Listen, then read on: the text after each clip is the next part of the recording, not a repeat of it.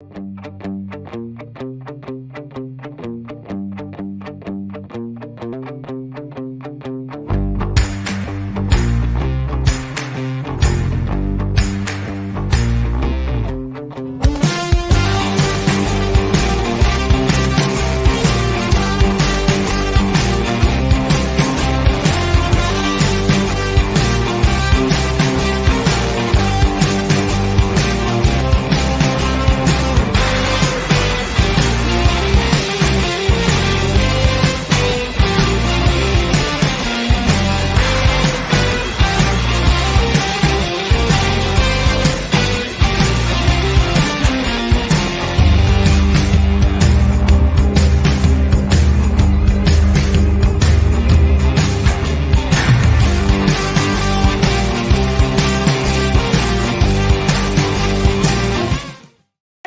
on now, fellas! We've got to answer the bell. Now let's go!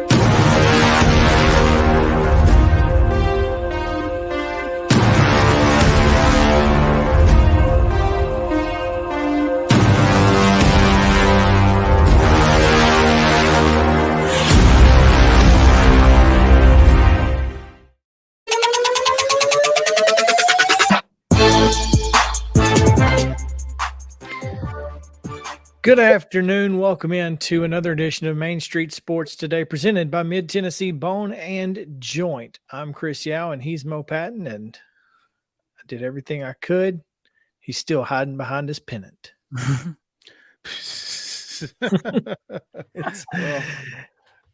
is a beautiful day, Mo. Can I tilt my camera? Would that help? Yeah, if you, I don't know, maybe so. Hey. Try to throw it back up there. There. How about that? Look at that. Yeah. Is that better? There we go. Clean break. Right. Look with the all white. I like it. Cool. Yeah, it's a good look. It's a good look. We're playing around with all the new features and newfangled things that we have here. We're kind of like Twitter. We can never leave anything alone. That's true. Yeah, and unfortunately, I think our results are better. I was going to say, we're going the opposite direction that they're going in. We're going in positive directions. Yeah, they are not. I think we're getting better. Yeah, which is causing some problems for us elsewhere. But yeah, yeah. Stop messing with stuff. When that's one of your means of distribution, it's not a great thing. Especially when it's one of your main means of distribution. That's the real unfortunate part. But yeah. It's going to be a good day today, Mo. We've got a lot to get to, and when I say a lot, I mean a lot. We have 3 guests today. We'll talk with Heather Williams, as we always do on Wednesday. A little NASCAR. She'll tell us about maybe there's some trouble brewing at Team Trackhouse. I don't know. So maybe we need to. We don't want to hear that. No, we don't. But there's some stuff going on. We'll talk with Chris Lee about the historic start that Vanderbilt baseball is on, as well as a visit with Landon SECREST. He wrote a story this week about a couple of guys transferring from Belmont, but staying right here in the mid-state, as they'll stay in the city and transfer to Tennessee State. We could have let him break that, but that's okay. You did it. It's done. Well, I mean, the story's out there. If you want to read it, you probably should. But if not, we'll give you all the information that there is to be had on it when we visit with Landon in just a little bit. So a lot to get to today. It's going to be a lot of fun. Looking forward to it, and we will get you now to yesterday's results and today's schedule on the rundown. This is the rundown. High school baseball action from Tuesday. Beach won a 1-0 shutout victory over Gallatin. Centennial defeated Brentwood 4-3. It was Clarksville 19, West Creek 2. Pope Prep defeated Christ Presbyterian Academy 9-8. Davidson Academy with a 15-0 win over Nashville Christian. Eagleville down Fayetteville 12-2. Father Ryan 8, Brentwood Academy 2. Zion Christian in shootout fashion 16-10 over Franklin Christian. Giles County with a 10-2 win over Mount Pleasant. Franklin Grace 6, Columbia Academy 0. Montgomery Central 12, Greenbrier 4. Richland defeated Hampshire 16-3. It was Fairview 22, Harpeth 2. Overton with an 11-5 win over Hillwood. Lincoln County blanked Lawrence County 6-0. Lipscomb Academy edged Montgomery Bell Academy 3-2. Loretto with a 13-3 win over Lewis County. Hendersonville blanked McGavock 11-0. Nolansville with a 2-1 win over Columbia Central. Maine west of Illinois defeated Oakland 10-6. Ravenwood with a 6-5 win over Dixon County. Riverdale defeated Bartlett of Illinois 7-4. Collinwood shut out Santa Fe 17-0. Downers Grove north of Illinois defeated Siegel 3-1, and it was Watertown 9, Smith County 8. Spring Hill with a big win over Page 14-4, and Station Camp all over Hunters Lane 26-0. Stewart's Creek blanked Laverne 10-0, and Lake Forest, Illinois was a 5-3 winner over Summertown. Summertown also fell to Glenbard east of Illinois. Summit defeated Independence 5-1. And there's full coverage on MainStreetMurray.com of that game. Sycamore downs Hume Fogg 9-2. It was Wayne County 13, Culleoka 5, and Cannon County 6-5 winners over Westmoreland. Softball action yesterday, pair of wins for Beach over Hunters Lane 17 and 15-0. It was Blackman 12, North Davis, Indiana 12-0 Blackman over North Davis. It was Christian Community 8-1 winners over Clarksville Christian. Columbia Central 9-6 over Independence, and Columbia Academy a 15-1 winner over Cherokee of Alabama. They actually played in bracket play this morning, Mo, and guess who they drew in bracket play? Columbia Academy. Forest. So they went all the way to Gulf Shores to play a team 22 miles away. But that's okay because it was in Gulf Shores. It's still Gulf Shores. Fayetteville 18-6 winners over Culleoka, and Giles County blanks Loretto 10-0. It was Zion Christian 13, Grace Franklin 0. Gallatin 14-10 over Hendersonville, and Henry County 13-5 over Clarksville. It was John Overton doubling up Hillsborough 12-6, and Station Camp 10 runs McGavock 12-2. It was Mount Pleasant over perennial Alabama power Pisgah 5-2. Munster of Indiana 8-0 over Rockville. Rockville also fell to Athens of Alabama 11-3. It was Siegel with a pair of wins, 8-0 over Ardmore of Alabama, and also 8-0 over West Chicago of Illinois. It was Smyrna 2-1 over Oswego East Illinois. West Chicago beat Smyrna 7-6, and Page defeated Spring Hill 7-4, while Summertown blanked Lewis County 15-0. Boys soccer action from Tuesday. Franklin and Beach played to a 1-1 draw. It was White House 1, Hendersonville 0. Cane Ridge and Overton played to a 2-2 draw. Kip Nashville 1, Merrill Hyde 0. Spring Hill with a 2-1 win over Lawrence County. Greenbrier defeated Liberty Creek 7-3. Zion Christian with an 8-2 win over Lighthouse Christian of Antioch. Loretto defeated Scotts Hill 4-1. It was Ravenwood blanking Station Camp 2-0. Westmoreland with a 8-2 win over East Robertson, and White House Heritage 7, Watertown 1. College baseball action from Tuesday. It was Vanderbilt with an 11-1 win over Lipscomb. Tennessee defeated UNC Asheville 5-0. Murray State doubled up Austin P 12-6. Alabama 10, Middle Tennessee State 4 down at Toyota Field in Huntsville. UT Southern with a 12-6 win over Brescia of Kentucky. In junior college action, Columbia State defeated Calhoun of Alabama 14-13, and in softball it was Tennessee 10, East Tennessee State 2. In the association, the Grizzlies 113, the Magic 108, and on the ice in Boston, the Preds come up with a 2-1 win over the Bruins. The big one there. And huge. Baseball action today at the high school ranks. Hunters Lane at home against Station Camp at 4 o'clock. At 4:30, it's Father Ryan at Brentwood Academy. Lipscomb Academy is at Montgomery Bell Academy. And Summertown will take on Niles West of Illinois. At 5 o'clock, it's Christ Presbyterian at Pope Prep. And at 6, it's Nolansville at Columbia Central. Cookville at home against Lebanon. Stewart's Creek's at Rockville. Smyrna is taking on Bartlett. Summit will be at Independence. Riverdale at home against Nequa Valley, Illinois. At 7 o'clock, it's Beach at Gallatin, McGavock at Hendersonville, Downers Grove, Illinois at Oakland. Bartlett of Illinois is at Siegel. I wonder if, yeah. And Green Hill is at Wilson Central at 7:30. Smyrna takes on Collierville. Softball action today at 4 o'clock. Lawrence County is at Loretto at 4:30. Overton is at Christ Presbyterian Academy. Also, Portland's at Gallatin.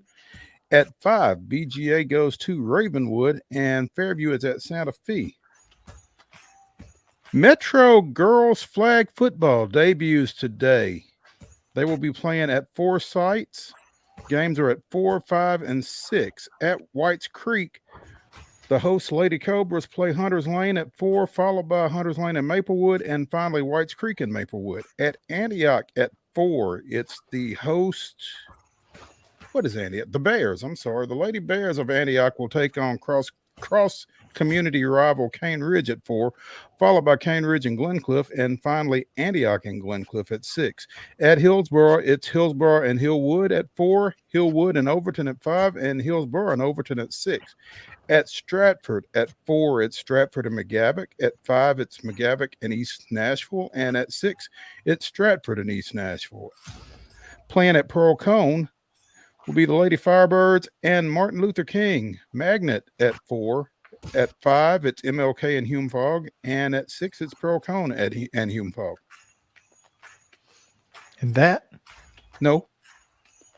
No? No. Baseball action today. Cumberland, at the bottom. I didn't even see at that. the bottom. Scroll down. Cumberland is at Milligan at 2 in baseball action. In softball, Austin Peay plays at Murray State. That's a 4 o'clock start, and it can be seen on ESPN Plus. At 4:30, Tennessee State is at Alabama Birmingham. Hope they stop at Dreamland after the game. Again, that's a 4:30 start on ESPN Plus. 5 o'clock, Lipscomb is at Chattanooga. At 6, Belmont is at Western Kentucky. That can be seen on Facebook. There's a doubleheader ongoing, I guess, between Cumberland and Lane County down in Jackson that started at 1. Also starting at 1, UT Southern at Oakwood in a doubleheader. And that is your rundown.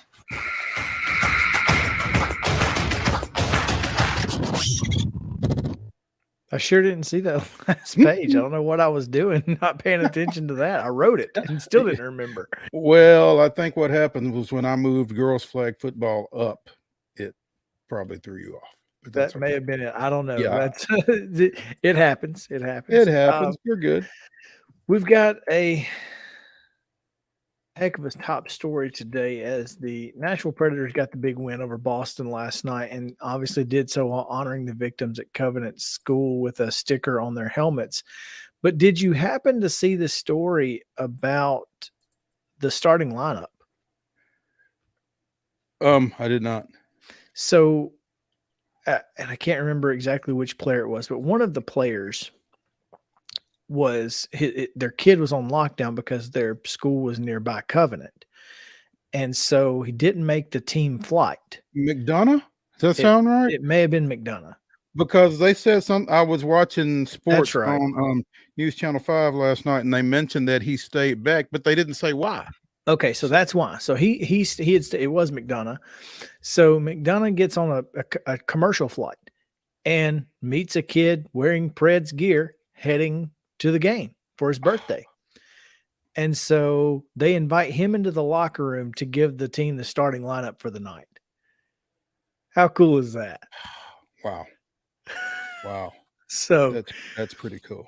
An absolutely fantastic night for the Preds in almost every possible way. Just a really neat situation for them to be able to, one, give that kid a heck of a birthday present, for being able to get up to Boston for the game is obviously cool. But oh, by the way, here's something extra because you didn't know that you were going to run into a player on your commercial flight up to Boston. So pretty neat. Obviously, Boston #1 overall right now in the league. and Preds fighting for a playoff spot, that's going to go a long way, I think. Can't hurt when you beat the best team in the league. I mean, now it's only one win, I guess, but still, it's got to give you a lot of confidence, you would think. And I mean, you don't get any style points for it, but still, I was the gonna best ask, team in the league. so it doesn't give you any extra points, right? For beating No. okay. No, but no extra points. But the Jets lost, so we're now just Huge. 3 points out of the wild card. Of course, the Flames also won, so they're just 2 points out of the wild card. So we have 2 teams that we got to jump to get there. But you know, it's and what's so crazy about the Flames is the Predators have played 2 fewer games, have 3 more wins, but are 2 points behind them. Wow. So you figure out hockey, man. No, I'm good. The Flames have 15 overtime losses. 15. Oh my goodness. That's insane. Well, I mean, I guess you could look at that 2 ways. I mean, they went to overtime 15 times. Yeah. Or more. Yeah. But they lost 15 times in overtime. I mean, that's tough. That really is like, What a stat that is. That's insane. I've never heard anything like that. That is insane. we've played 2 fewer games, have 3 more wins, and are still 2 points behind. That is nuts to me.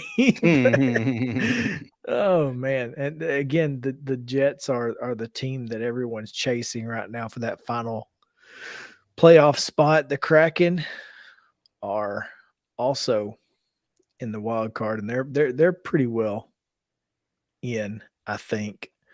So, but yeah, Preds with a big win last night, and everybody kind of contributed. I mean, it was one of those. It was almost like, and please forgive me for saying this, but Boston was in the wrong place at the wrong time. I mean, truly, it was going to be really hard to beat Nashville last night, no matter what. Yeah.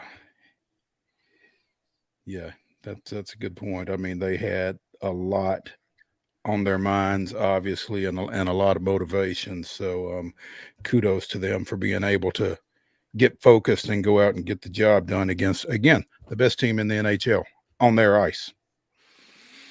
Yeah, Glasser with the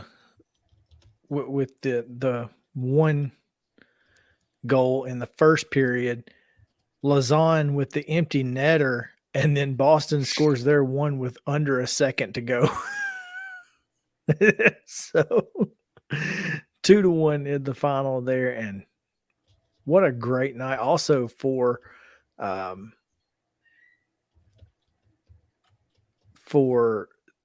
goalie. What's his name? Vange.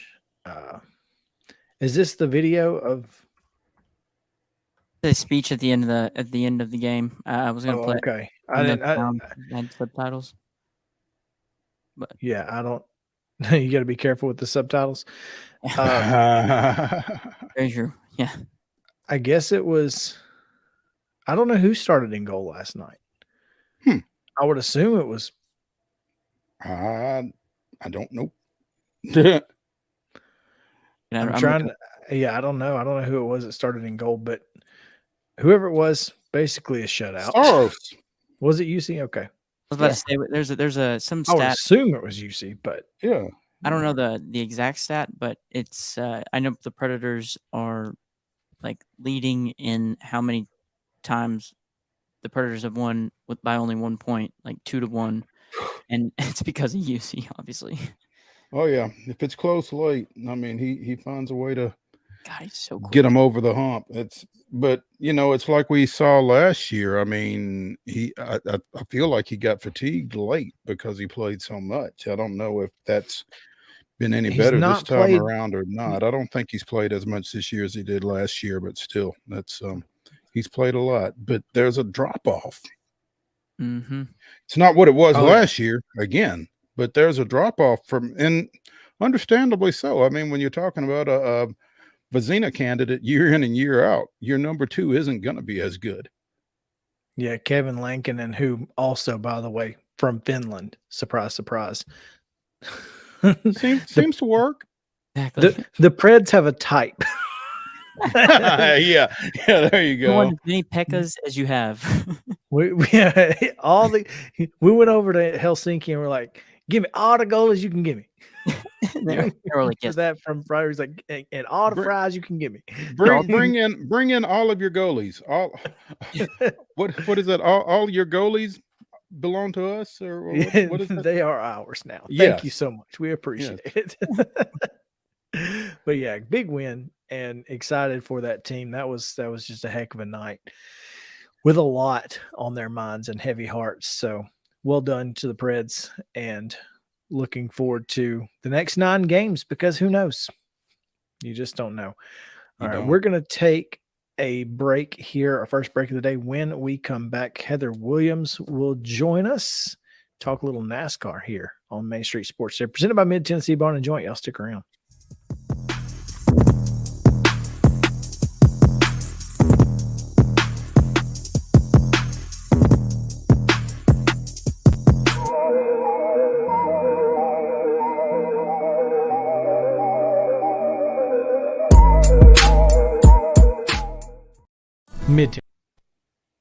Mid-Tennessee Bone and Joint treats your orthopedic injuries and existing conditions. Our trained physicians will get you back in the game faster.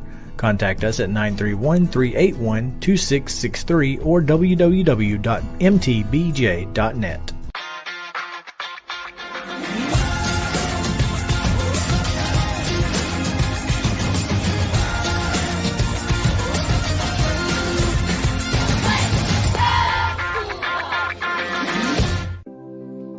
Custom Stone Handlers supplies over 600 distributors and suppliers with quality stone products. Along with River Stone, we produce and distribute over 100 building, landscape, and other bulk products.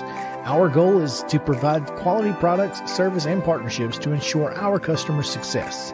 We firmly believe that the measure of any person or company is how they treat other people and customers. Give them a call at 931-490-4990 or visit CustomStonehandlers.com. With Lee Company technology, the best handymen are hands-off. Lee Company techs have been using visual findings and other smart technology tools for years to add transparency and virtually take customers along. You see what we see, whether we're in a crawl space or on a roof. With Lee Company, technology helps us help you, no matter what's happening in the world or at your house. You can't see the sights without the sounds. From the crack of the bat to the roar of the crowd and everything in between, discover what Hit City has to offer. Spend your nights cheering on the Nashville Sounds at First Horizon Park with giveaways, fireworks shows, theme weekends, and more. Single game tickets are on sale now. Visit NashvilleSounds.com to claim your seat today. Mid-Tennessee Bone and Joint has been the official sports medicine provider for Murray County Schools for more than 40 years. We specialize in orthopedic service, and our Ortho Quick Walk-In Clinic lets you bypass the ER.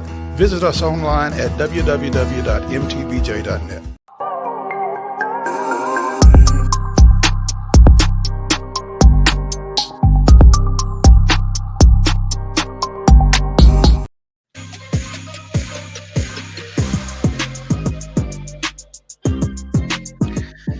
Welcome back in Main Street Sports today, presented by Mid-Tennessee Bone and Joint. Chris Yow and Mo Patton here with you on this pretty nice Wednesday. It's pretty nice outside. I'm enjoying it. It's still 60 though. It could be better. It could be better, but I'm not going to complain because the sun is shining, and that is what is most important this time of year. Mo, we have a little NASCAR to get to with Heather Williams, as we do each and every Wednesday. So we'll invite her in. But Heather, before we get to the NASCAR, wanted to ask you if you had a chance to see the performance from former East Tennessee State standout Ty Brewer last night for UAB, sending them to the NIT finals with 30+ points and 12 rebounds. How about that? How about that? Poor The East, game. poor East The, Tennessee. well, yeah, I don't even know I don't even know what to say about that. I could say so much, but it would probably be too much. I had the game on. I was working, so I didn't really get to watch too much, but it was definitely on in the sports office. Look, both brothers are incredibly talented. They can play basketball. I don't think that was ever a question ever in their time at ETSU. Other things that's why they're no longer here, but obviously it worked out better for them than it did for ETSU. Wow. UAB fans are certainly happy to have him right now anyway, at least after last night's performance. But want to talk a little NASCAR. We'll start with just the overall from Coda. You said the Chevys would be good. They had 5 of the top 10 but couldn't get the win. Toyota's Tyler Reddick with the win. Big win for 2311 in that group. Yeah, it was good to see Tyler, get his first win at 2311. He's obviously very talented on the road courses. And so it wasn't really a surprise to see him up front.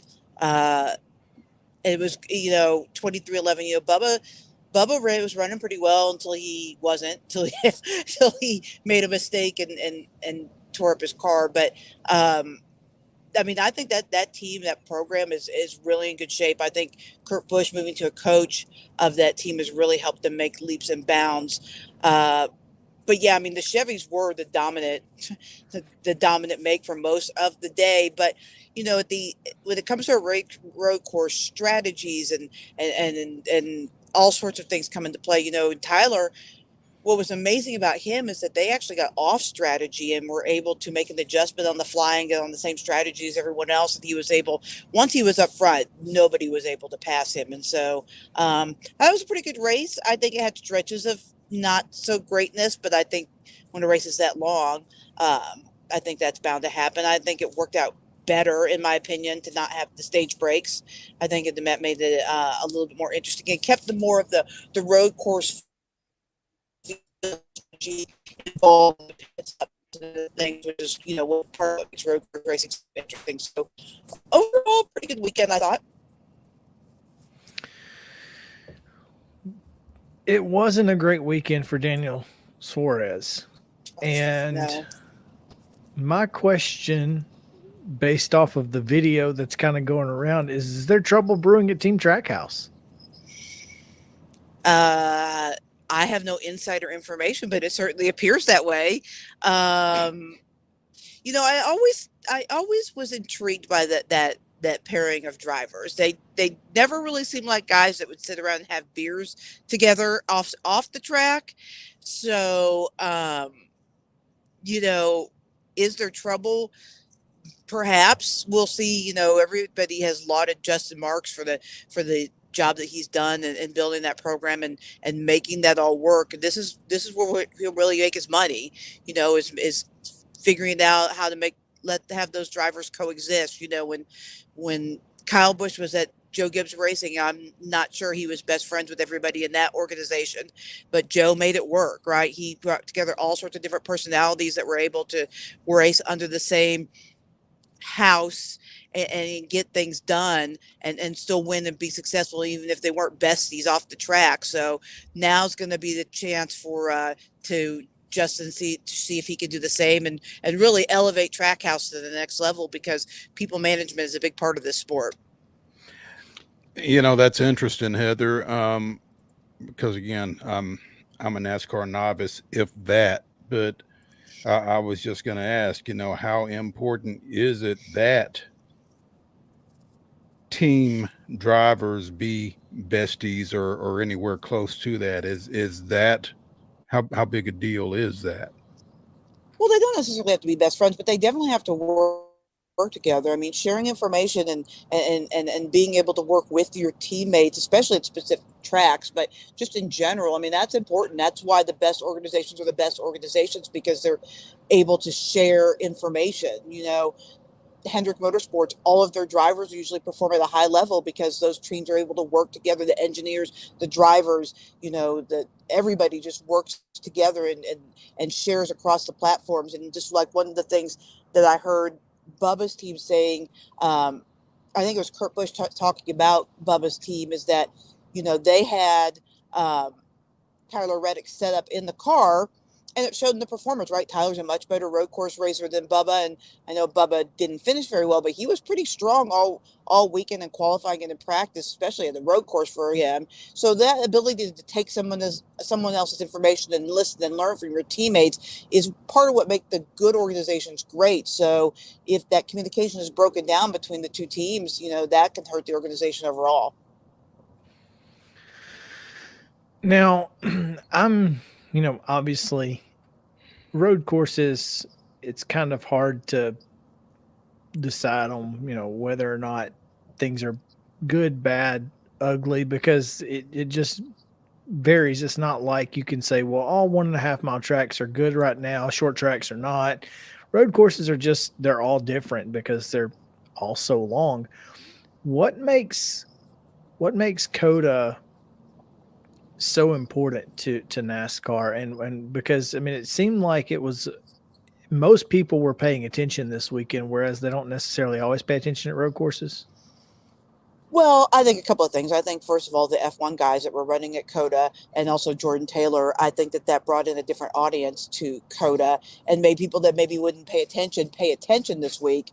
That makes sense. Yeah, but also COTA is just a more technical track than a lot of the other tracks that the NASCAR drivers drive at on the road course. So it takes a little bit different of a skill set. And you're right, all of the road courses are different. Some of them have longer straightaways or more speed, some are more technical. And COTA is one of those tracks that's super technical. It's got that tricky S section where it's the only place you can go out of bounds at COTA.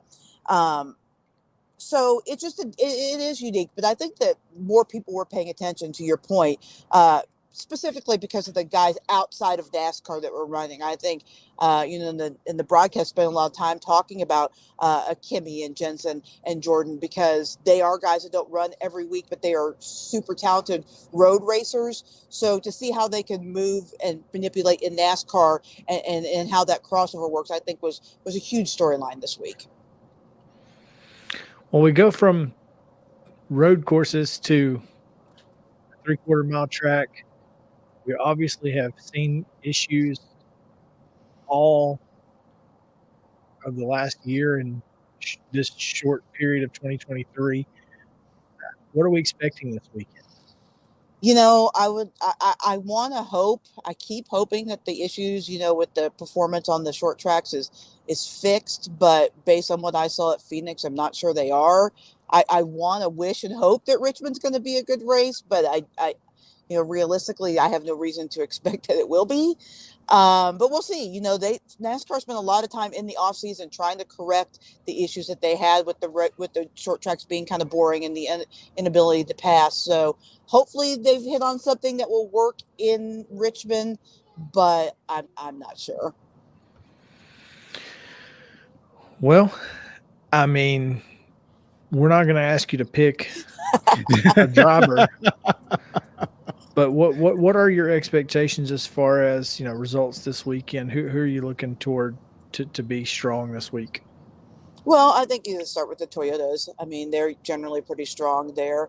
Denny Hamlin is usually very good at Richmond, but I'm not sure, just because the cars are going to be running so different than they have before with the new aero package and such that NASCAR's put into effect at the short track. So I don't know, but yeah, I'm not going to pick because I just don't want to put that voodoo on anyone. It's not fair to them.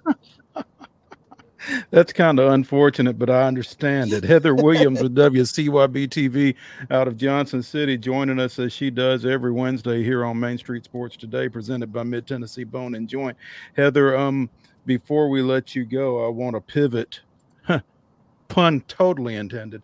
How much coverage do y'all have of Virginia Tech women's basketball, and how pumped is Upper East Tennessee / Southwest Virginia about the Lady Hokies headed to Dallas this weekend? It's pretty exciting. I mean, we cover them regionally, just as we cover Tennessee, because we're just a tiny bit, maybe 15, 20 minutes further from Blacksburg than we are from Knoxville, but definitely a lot of Hokie fans in the area. And it's the talk of our newsroom. I mean, everybody's pretty excited to see, what the Tech women have done, and for them to go to the Final Four is amazing. All the things that Kenny Brooks is and represents, he's really just not only a great coach, but really one of the good people in college sports. And to listen to his post-game press conference late on Monday night was pretty amazing to hear just all of his stories and his philosophies and his thoughts on men coaching women and the role of black men in women's sports, and all of those things was just really, really fascinating. He's a interesting person, a good human being, and super excited to see them in the Final Four. And hopefully, I don't know, maybe they can cut down some more nets. They're playing as good as anyone other than South Carolina. They have the longest winning streak after them. Now, I tell you, this past weekend was the first time I really got a chance to watch them. And Kidney is good, and Amor is a game changer. Yeah, she's a little spitfire. I've seen them in person once. I went up to the Tennessee versus Virginia Tech women's game because obviously that has a lot of interest in our area. And I was super familiar with Kitley, and she's obviously the person everyone talks about. But Amor is definitely the person that makes them go. But what's so amazing is they have those two stars, and then they have basically 4 or 5 other people that are role players and just do all the other little things that need to be done. They don't have a super deep bench. They only go about 2 people deep into the bench. All their people play a lot of minutes, but it's just amazing that the Taylor Sewells and some of the other players on the team that will just do the little things, hit a 3 when you need it, get a big rebound, get a tie up, play defense, get a steal, all the things that need to be done. And then the 2 big stars, handle the rest of the business. It's going to be a fun Final Four. We're looking forward to it. Women's Final Four has all the new faces. Iowa, Virginia Tech. First time Virginia Tech's been there in 20 years, 30 years, something like that? They have never been to the Final Four. Okay, they've never been. Iowa's not been in 30 years, and LSU hadn't been for like 20-something years. So new faces everywhere. It's pretty exciting. So well, it's great to see the parity start to really develop in women's basketball. As good as Tennessee and UConn are and were for the sport, to have the women's tournament start to develop new people and new interesting faces into the mix, and to maybe start to get a little bit of the element that the men's tournament has, that more than 3 teams can win it. I think that's really good for the development and growth of the sport. No question.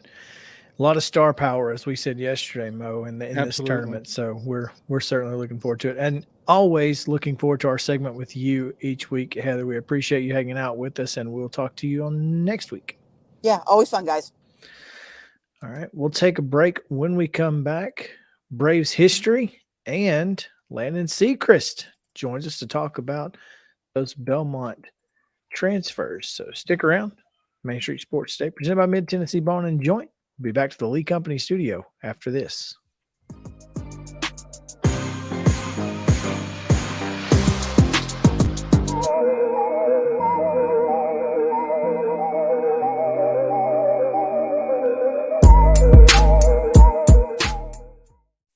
With Lee Company technology, the best handymen are hands-off.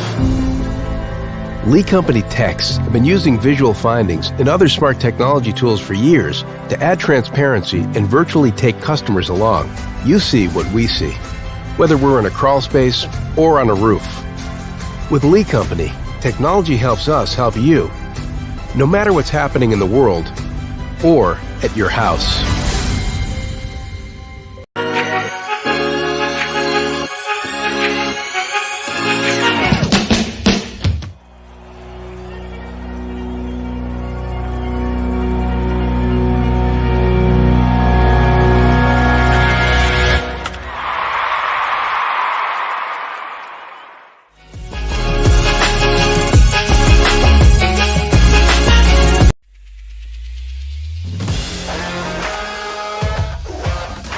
hockey in Music City just hits different. It's one big honky-tonk party. It's the sea of gold in the crowd, the goals, the saves, the celebrations. It's an experience like no other. Experience Predators hockey all season long. Visit NashvillePredators.com/season tickets and join the Loyal Legion today. That's NashvillePredators.com/tickets, and we'll see you at Bridgestone Arena.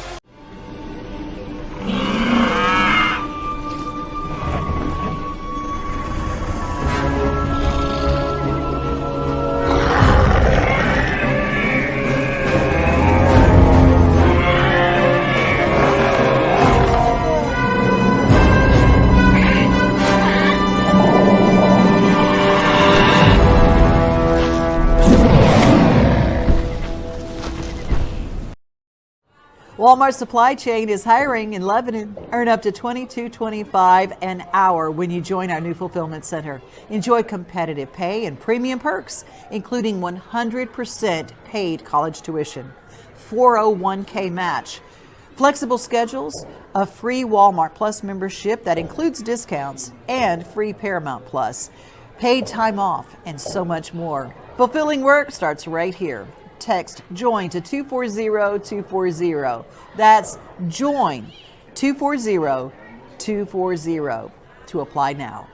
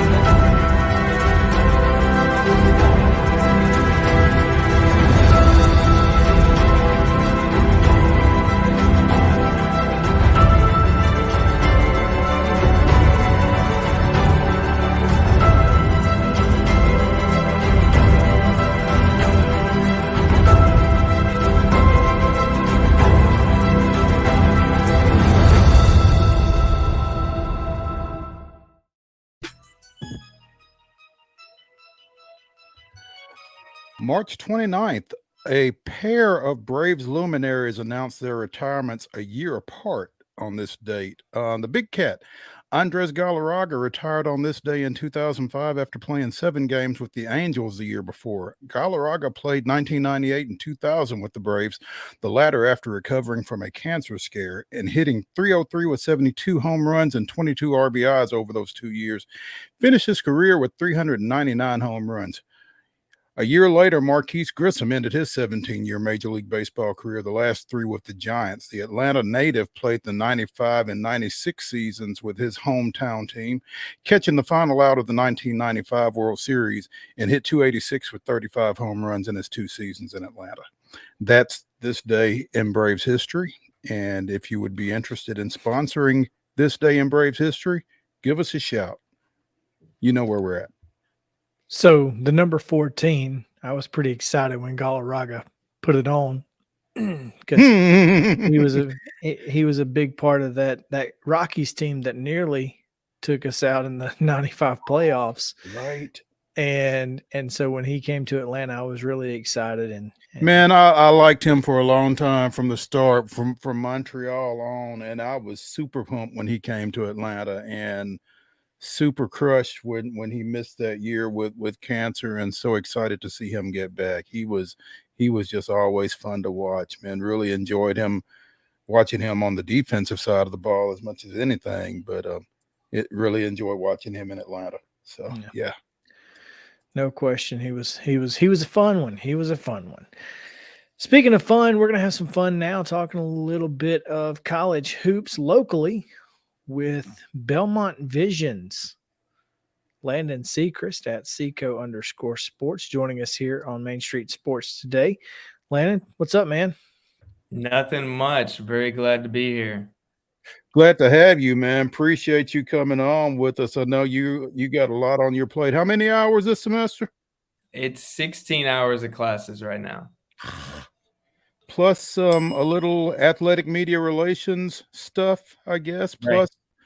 Plus, but you're not doing the women's basketball thing right now, right? No, not anymore. Okay, all right. But in your capacity as sports editor of the Belmont Vision, is that right? Yes, sir. Man. You broke a story yesterday. Yes, sir. Tell us about it. Well, there's 2 men's basketball players that are going to be staying in Nashville, surprisingly, but they're not going to be playing for Belmont, which is really interesting. They're going to be making the transition to Tennessee State, of all places, a former OVC rival. They're going to be going right down the street, suiting up for TSU next year.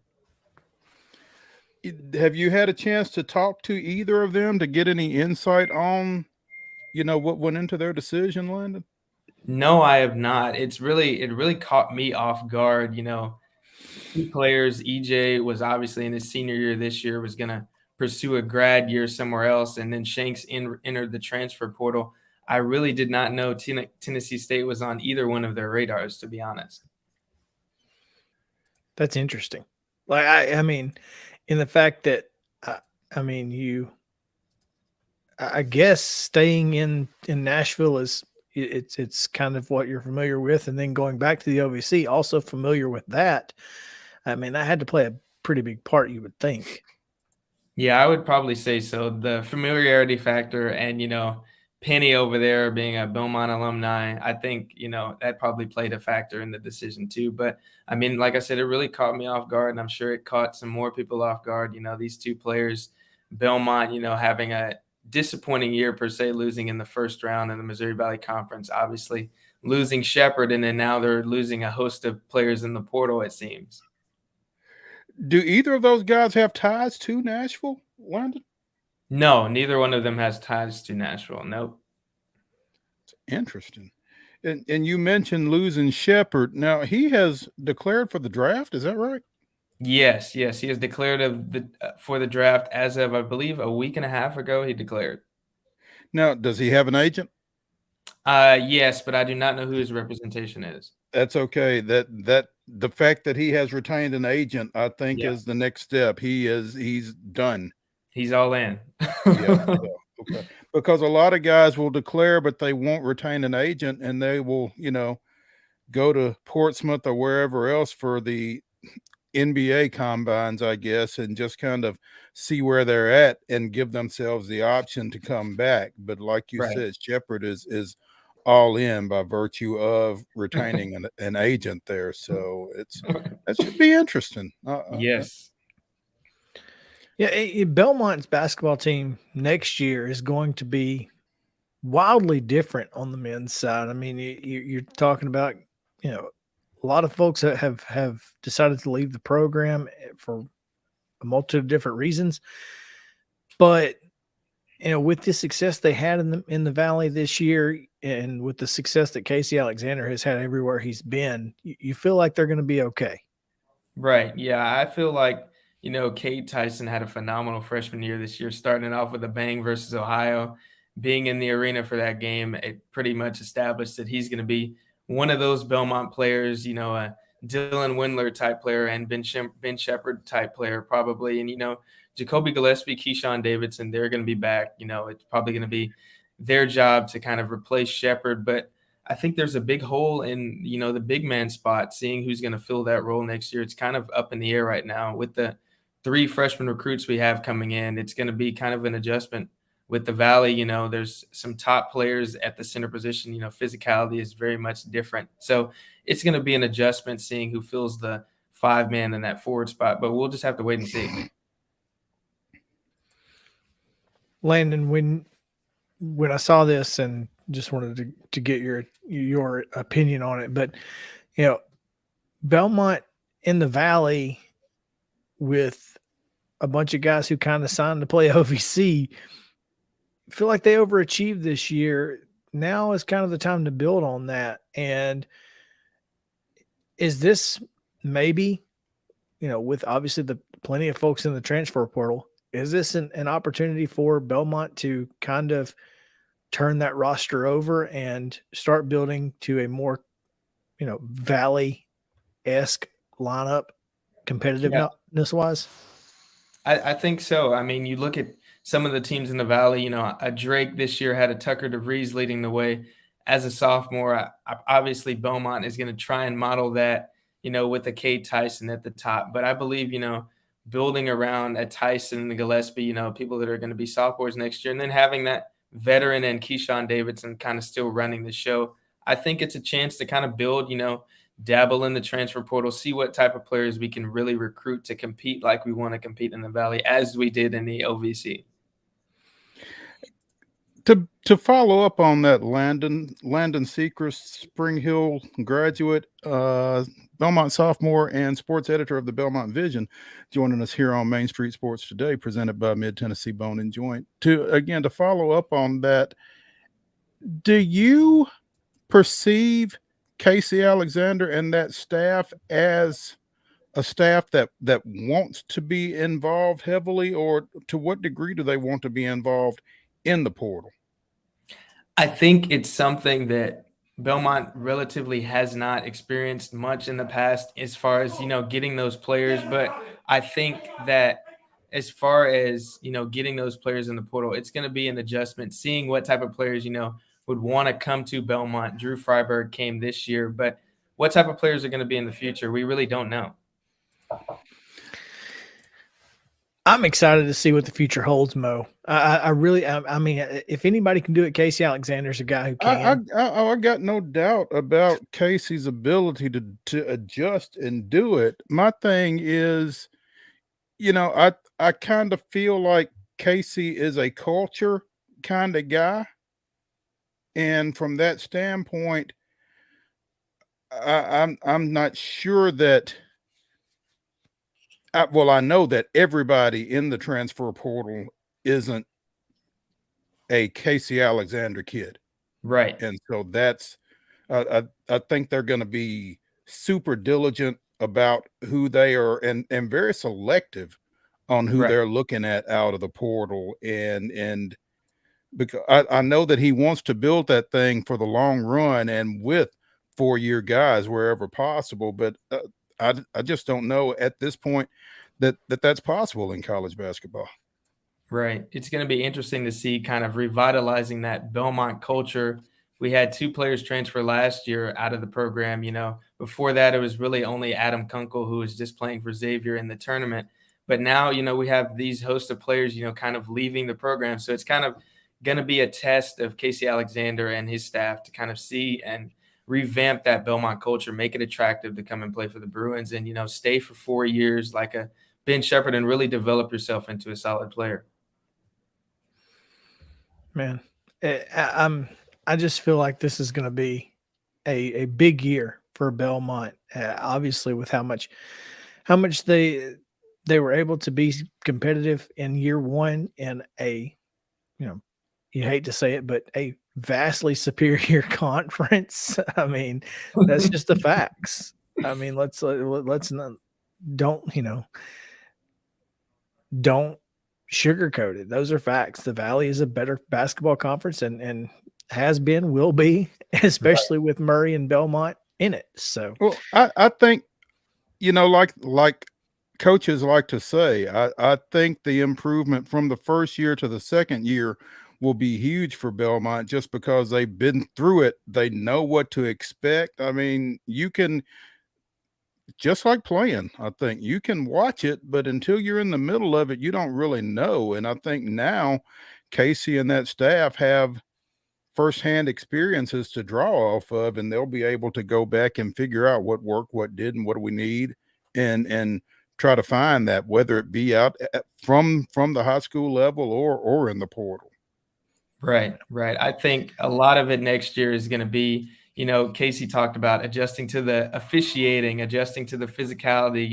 It's a different type of player, different level of players in the Valley, seeing, what works and what doesn't. Obviously, this year was an experimental year with it being the first year, but we fared pretty nicely in a new conference. Obviously, being up there near the top. It didn't end like we wanted it to in St. Louis, but next year we kind of have those things to hang our hat on. You know, we know how the officiating is going to be this year. We know what type of players are going to be there. We know the level of defense that's going to be played. We know the road environment, like a Bradley that only lost one game to us this year at home.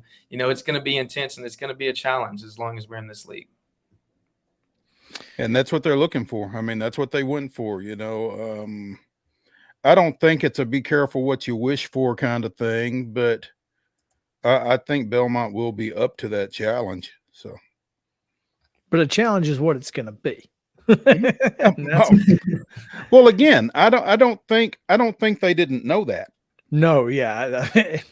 Anyone who's watched college basketball in the last 15 years knew what kind of a challenge it was going to be for sure. I mean, again, they're the Valley. That's kind of what they hang their hat on. It's not the Missouri Valley as opposed to the Ohio Valley. They are the Valley. There's only one as far as they're concerned, I guess. Right.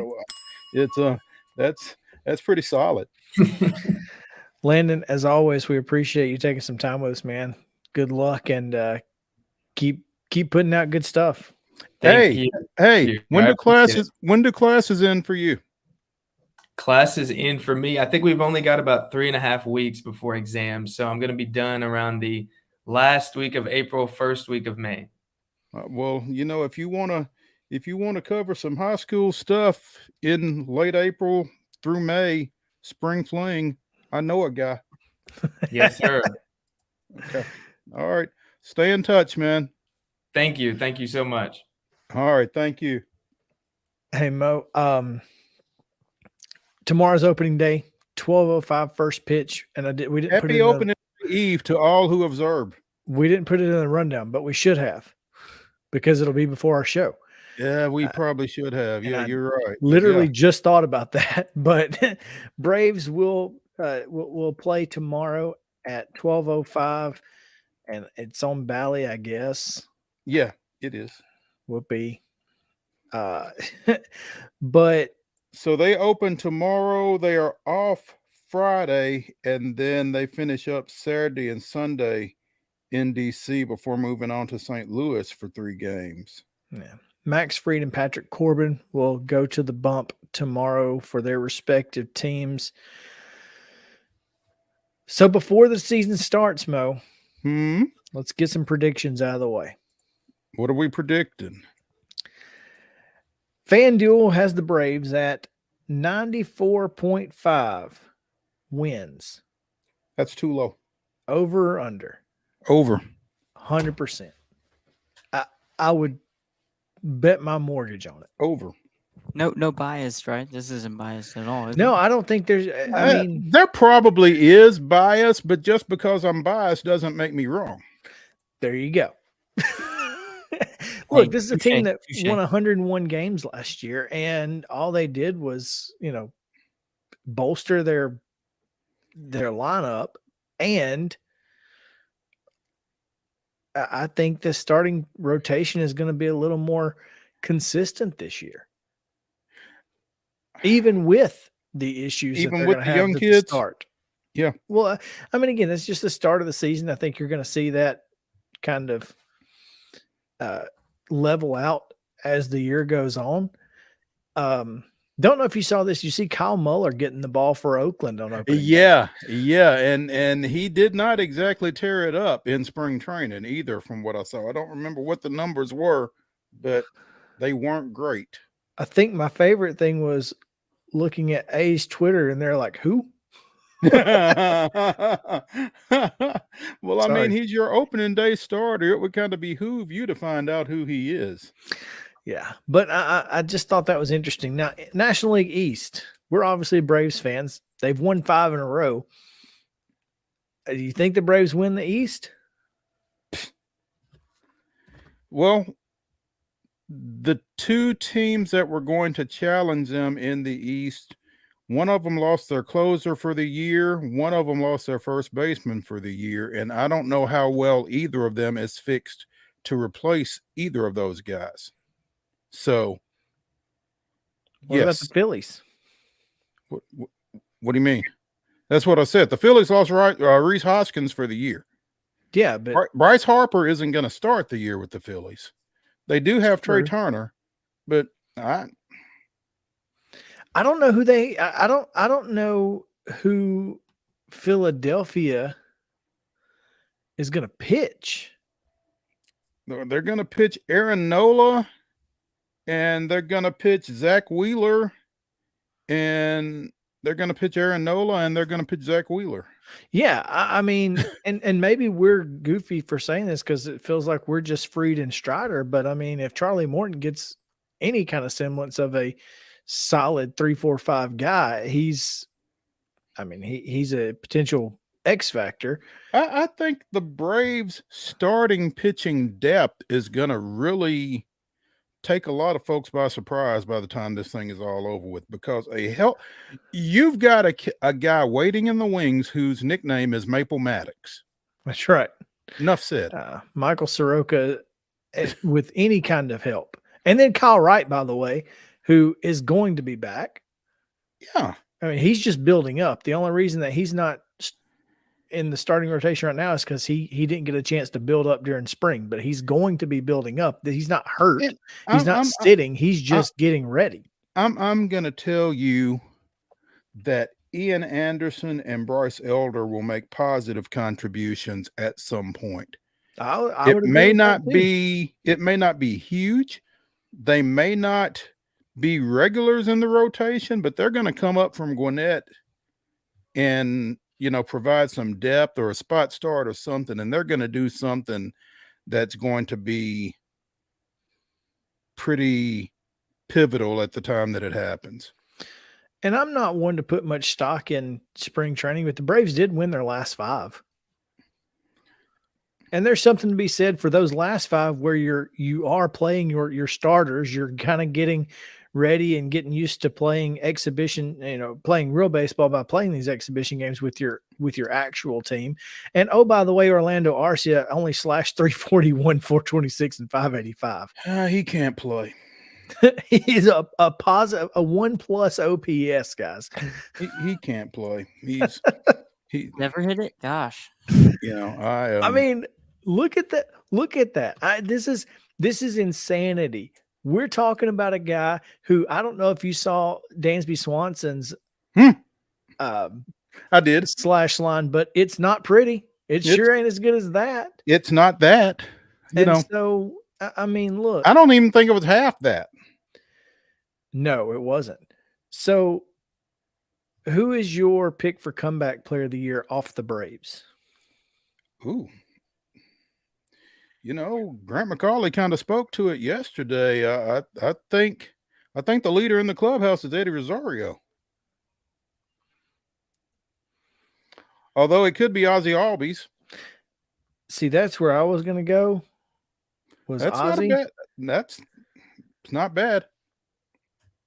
I guess I didn't really think about Ozzie because he played a little bit more than Rosario did. But yeah, he got hurt again after yeah. So he could be a comeback candidate, I guess. And by that, but yeah, those two guys. And if you had to pick a guy for the Cy Young, which one are you picking? Off this team? Yep.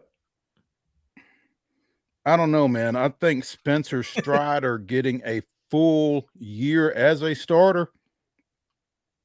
No sophomore slump? No. I think it's Strider too. That's what I wrote down. That dude is built different, man. Yep. I wrote Strider down too. I mean, I love Max Fried. I think he's our ace. But if you're talking about a guy who has a chance because he can strike out 200, he can do all of the things that you need to do to win a Cy Young. Strider can do it. So yep. Anyway, just thought those were interesting. Saw here on one of the tweets for the comeback player of the year, Acuna. What do y'all think about that? He I don't know played all of last year. Yeah. That just means so they were just saying he should play better. Matt Olson, over or under 40 home runs. Oh, bro, 40's a lot, man, and he hits a lot of bullets. I'm gonna go under but I'm thinking 38-ish. Yeah. If it's under, it's not going to be far. I'm going to go over because I think he's seeing the ball as well as he's ever seen it. I think I think he's going to hit 300. Well, I just don't know that he's going to hit enough balls over the fence for 40. the short porch and right is going to help, but let me tell you why I think that Olsen, Freddie, and some other guys are going to have big years, because there's going to be a lot less pressure on them to not hit ground balls to right field. With the ending of the shift. So instead of trying to force balls into the opposite field, they're just going to hit like they hit, and being looser is just going to end up in there are going to be more home runs. I get what you're saying. I just think Olsen's swing is more conducive to hitting balls through walls than over walls in a lot of instances. I just don't know that he's got, the launch angle that is going to get him to 40 necessarily. Or if we played in Florida, they would, because he hit 7 or 8 this spring. Oh yeah, dude was launching. He almost got 40 just in spring training. Yeah, so just I mean, I'm excited about year 2 of Olsen. I am too. Where hopefully we don't have to deal with he's not Freddie Freeman, blah blah blah. Leave that stuff alone. Let that guy play. He's special, and he's from Atlanta, and he wants to be there. So, Yep. I'm looking forward to this one. And tomorrow's going to be fun. We'll be in the car heading to First Horizon Park. So we'll hear the sultry tones of Ben Ingram.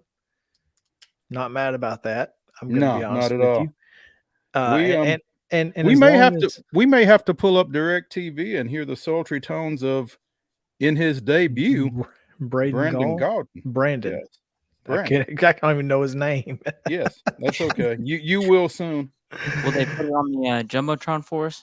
That would be great. I don't think so.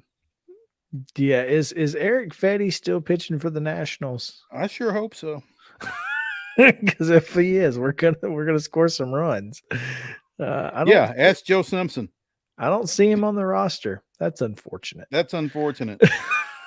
So no Fetty this week, but looking forward to a great weekend again up in Washington for whatever reason.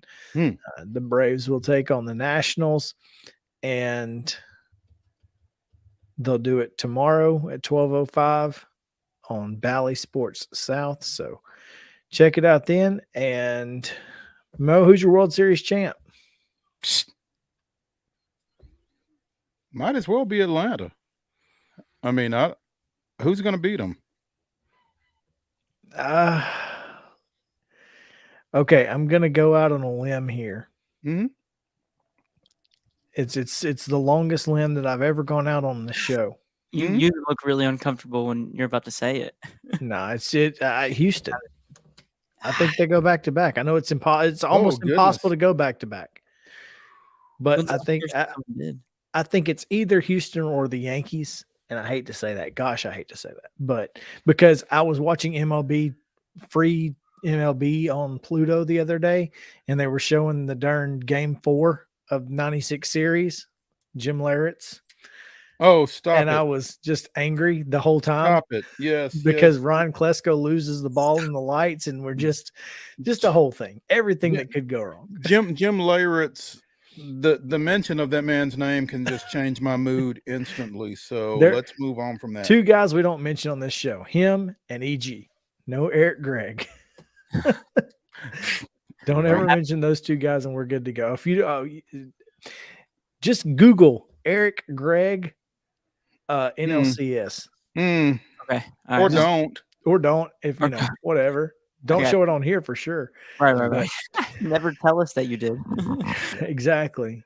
All right, we're going to take a quick break here and try to get Chris Lee to join us, as he is scheduled to do so in just a few minutes. So stick around.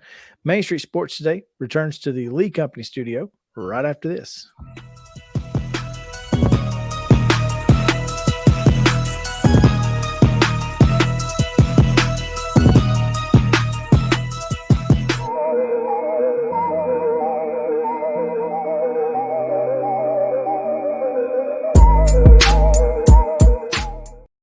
Mid-Tennessee Bone and Joint treats your orthopedic injuries and existing conditions. Our trained physicians will get you back in the game faster. Contact us at 931-381-2663 or www.mtbj.net. With Lee Company technology, the best handymen are hands-off. Lee Company techs have been using visual findings and other smart technology tools for years to add transparency and virtually take customers along. You see what we see, whether we're in a crawl space or on a roof. With Lee Company, technology helps us help you, no matter what's happening in the world or at your house. Jones & Lang Sporting Goods here in Columbia has been outfitting teams, officials, and anybody else from T-ball to college for 50-plus years. Be sure and check them out at 931-388-8060 or online at jonesandlang.com. Jones & Lang Sporting Goods, the look of a winner. Zion Christian Academy, zioneagles.org or 931-388-5731. You can schedule your appointment. Go tour their campus. It is beautiful over there, and you're definitely going to want to see it. Again, it's zioneagles.org. Give them a call, 931-388-5731, and schedule your tour today. A game without a crowd is just a scrimmage. A performance without an audience is just a rehearsal. Without your presence, high school sports and the performing arts aren't possible. Ensure that these essential extracurricular activities continue to enrich the lives of students in Tennessee. Purchase a ticket to your local high school's game or performance. This message presented by the TSSAA. You can't see the sights without the sounds. From the crack of the bat to the roar of the crowd and everything in between, discover what Hit City has to offer. Spend your nights cheering on the Nashville Sounds at First Horizon Park with giveaways, fireworks shows, theme weekends, and more. Single game tickets are on sale now. Visit NashvilleSounds.com to claim your seat today. Mid-Tennessee Bone and Joint has been the official sports medicine provider for Murray County Schools for more than 40 years. We specialize in orthopedic service, and our Ortho Quick Walk-In Clinic lets you bypass the ER. Visit us online at www.mtbj.net.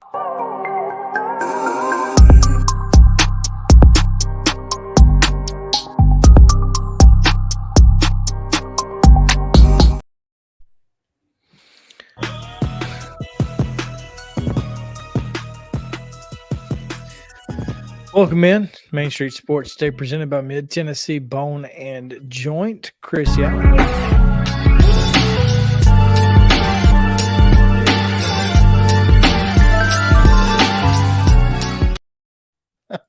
This dude announces his presence with authority, man. I like it. I never know, obviously what time to bring that in on. It's always good. Whenever. That's what makes it so fun. Okay, Yeah. sweet. We don't ever want to know. We just There you go. boom, Just it happened. boom. Here we go. right. So I have a question for y'all. Would you rather sing to every single song, sing along to every single song that you hear, or dance? Be forced, by the way, you're forced to, or dance. Be forced to dance to every single song you ever hear for the rest of your life. Sing. Yeah, that's easy. It's Sing. definitely sing. Sing. No, you think you can cut a even rug a close. little bit? No. Well, I mean, 1-2 step each time. There was a time, but no, sing. Because I'm going to embarrass myself either way.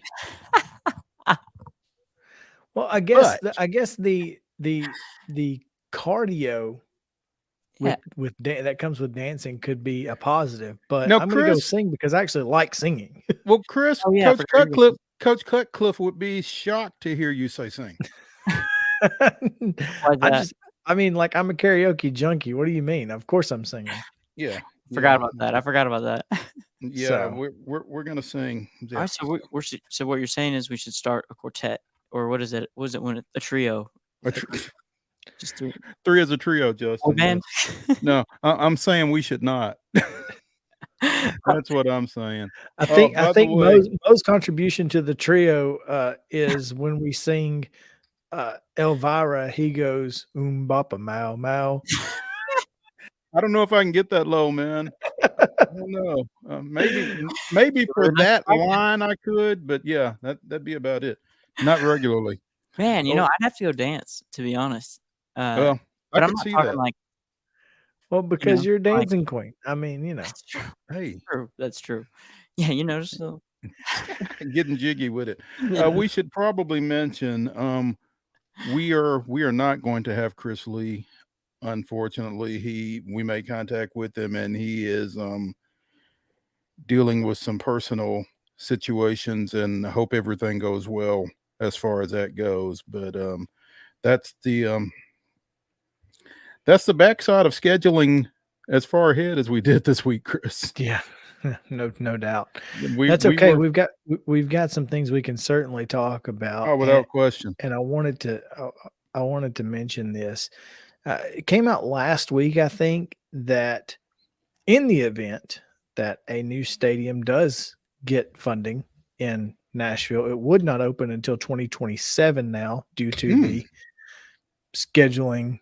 Obviously, this has gone on a little longer than expected. They were hoping to get this approved in before 2023, and it did not happen. So 2027 now is the targeted opening date in the event that it's even a thing.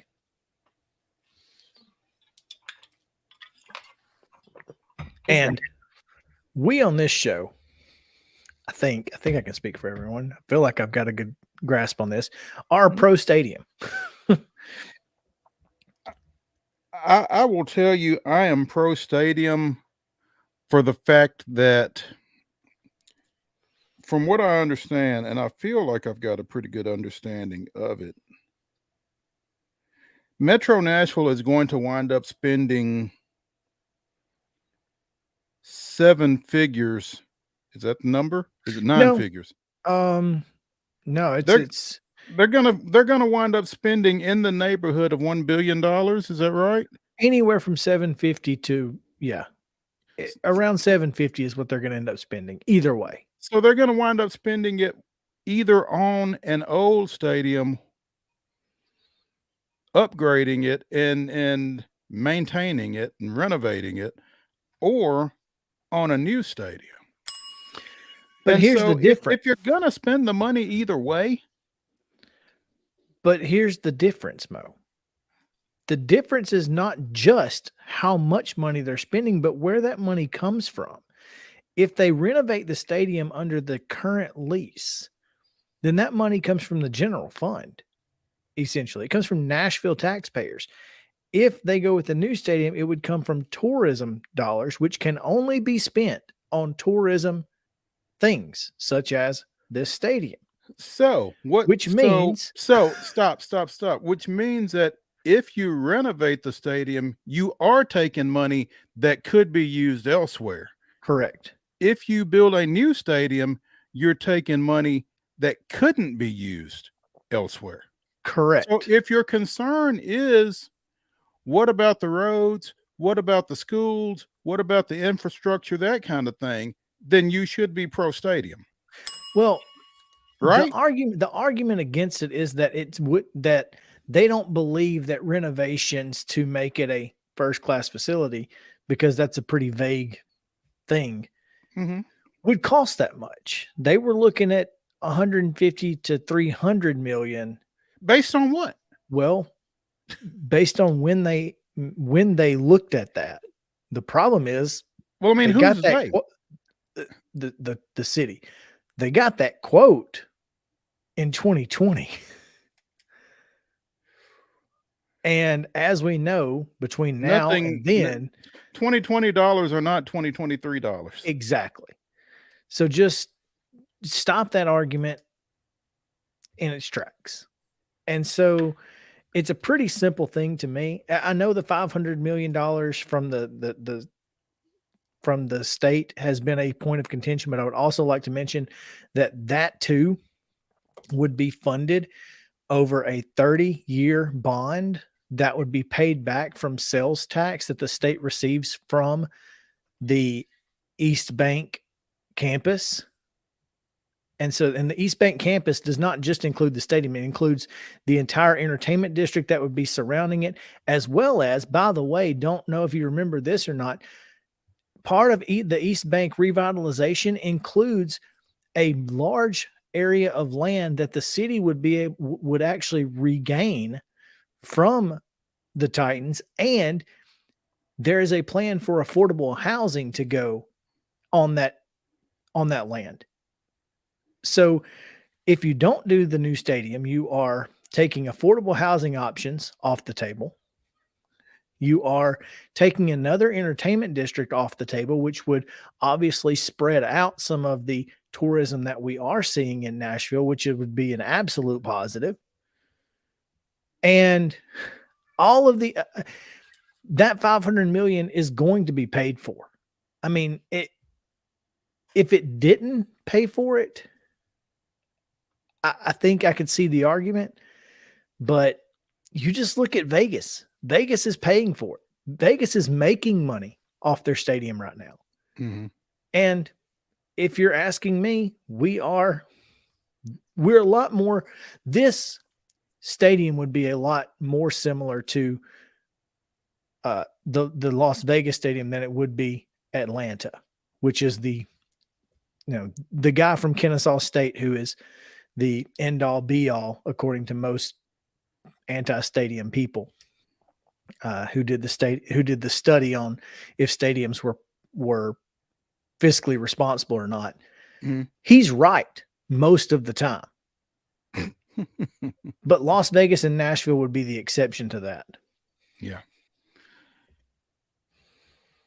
Yeah, and I think Las Vegas and Nashville right now are the exceptions to most everything tourism related. I mean, we were downtown.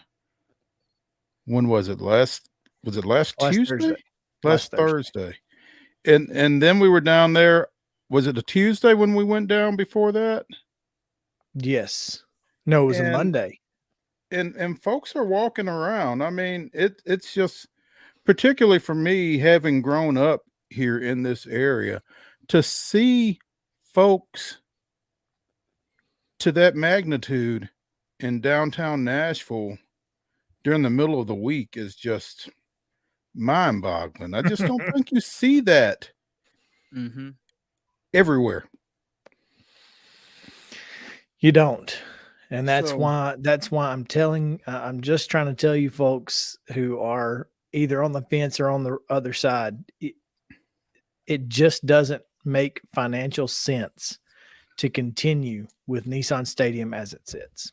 Mm-hmm. Have y'all seen, this is sort of I hate to give this team any sort of airtime, but Buffalo Bills renderings for their new stadium? Mm-hmm. Pretty sharp. Nice, man. Yep. Pull it up here. And I'll tell you, as long as we're talking stadiums, I don't know if have you seen the new, what are they calling it? Royal Palace? What's that? Kansas City. Let me see. I'm going to send it to you in a direct message right now. Okay. And it is a $2 billion ballpark district at the site of the old KC Star building. Okay, I'm about to play the video. Oh my gosh. So downtown? Downtown. Take a look at it.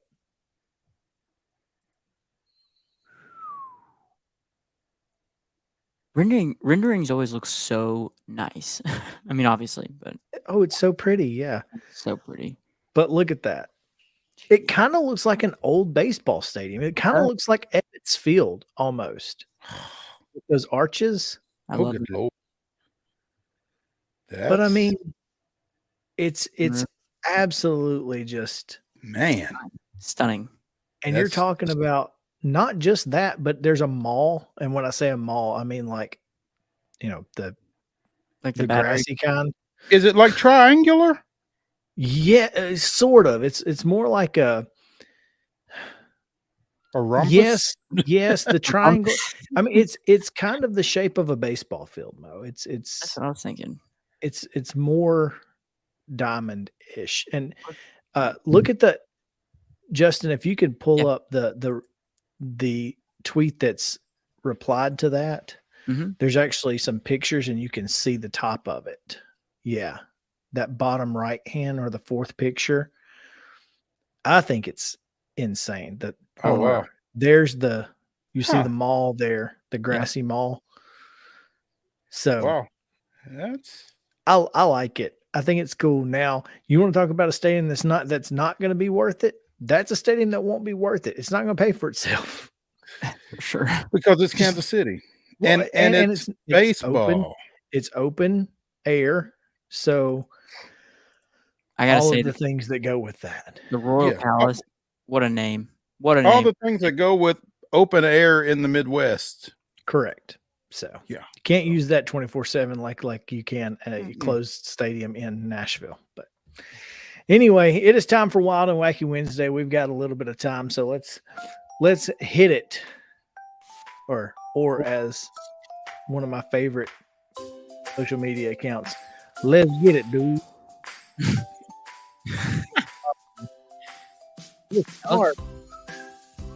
I'm going to start with story number 3 today because I think it's the most ridiculous.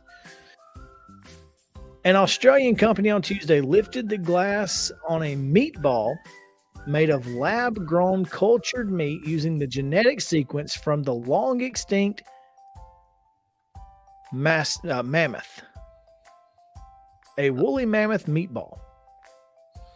It's not an April Fool's joke. It is real innovation. It is cell-based meat made from animal cells. Livestock don't need to be killed to produce it, which advocates say is better for not only animals, but for the environment.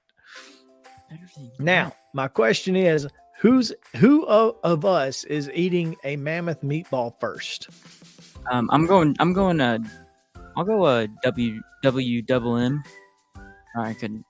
WWMB. Sorry, I was trying to acronym. Woolly mammoth. Oh no, I would do it. That's what I'm saying. No. Spaghetti. No. Not bad. With spaghetti, yes, Not but bad. only like giraffe spaghetti. Yeah. Like, what are we talking about here? Well, I had a zucchini fry last week, so I'm pretty much down for anything. Right now, Singapore is the only country to have approved cell-based meat for consumption. They're hoping to sell the product there first, and it's a cultivated Japanese quail meat that they're trying to get on the plates in Singapore. So, You know, I bet when they first started saying, "Hey, you see that cow?"